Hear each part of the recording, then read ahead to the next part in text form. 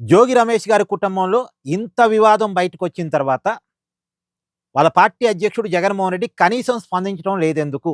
అనేది చాలామంది point out చేస్తున్నారు. నిజానికి ఇది కుటుంబ వివాదం అనుకోవటానికి కూడా లేదు. కేవలం కుటుంబ వివాదం కాదు. ఇక్కడ ఒక అమ్మాయి మీద వేధింపులున్నాయి.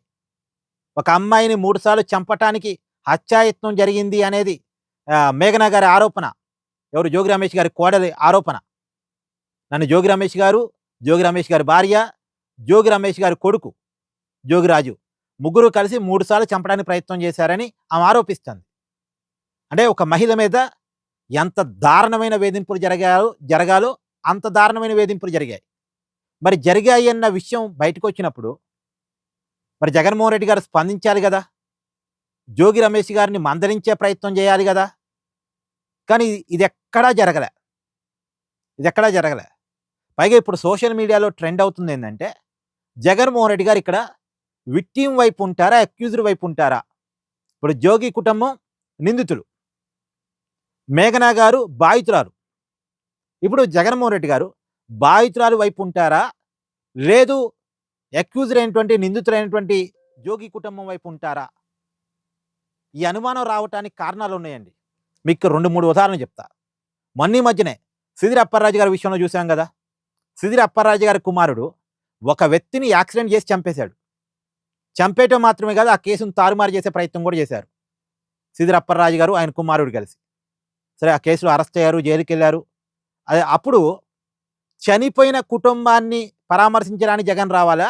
చంపేసిన కుటుంబాన్ని పరామర్శించడానికి జగన్మోహన్ రెడ్డి గారు రావాలా? ఎక్కడైనా చనిపోయిన కుటుంబాన్ని పరామర్శించడానికే వచ్చేది. కానీ ఇక్కడ జగన్మోహన్ రెడ్డి గారు చంపేసిన సిదిరి అప్పారాజు గారిని, ఆయన కుమారుడిని, వాళ్ళ కుటుంబాన్ని పరామర్శించడానికి వచ్చారు. ఇక్కడ మాత్రమే కాదు, ఇంకొక కేస్ స్టడీ కూడా చెప్తాను మీకు. ఇప్పుడు అంబటి రాంబాబు గారు ఉన్నారు. లకారం భాస్తో చంద్రబాబు నాయుడు గారిని తిట్టారు. లకారం భాస్తో తిట్టి అరెస్ట్ అయ్యి జైలుకెళ్తే, జైలుకెళ్ళి వచ్చాక అంబటి రాంబాబు గారిని పరామర్శించడానికి జగన్ గారు వెళ్ళారు. అదే ఇప్పుడు తిట్టింది అంబటి రాంబాబు కదా, అక్కడ అక్యూజ్డ్ కదా, అతని నోటి ద్వారా పబ్లిక్గా అందరికి కనపడింది.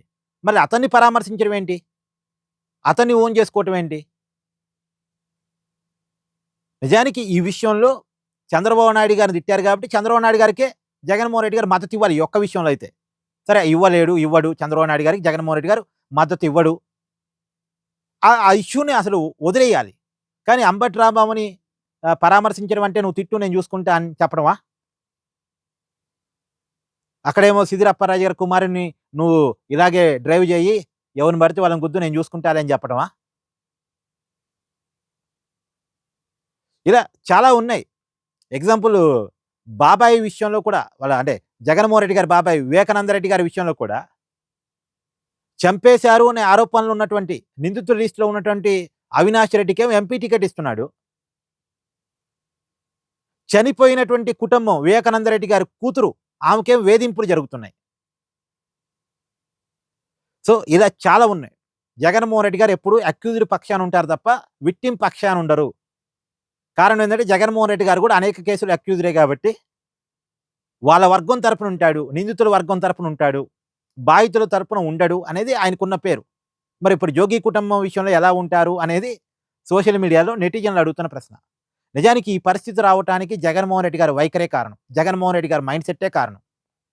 ఎవరండి పోయి డైరెక్ట్గా గంజాయి బ్యాచ్కి కూడా సపోర్ట్ చేస్తారు? గంజాయి బ్యాచ్ని కూడా జగన్మోహన్ రెడ్డి గారు డైరెక్ట్గా సపోర్ట్ చేసినటువంటి రోజులు మనం చూసాం కదా. సో అందువల్ల జగన్మోహన్ రెడ్డి గారి మీద ఈ రకమైన అభిప్రాయాలు.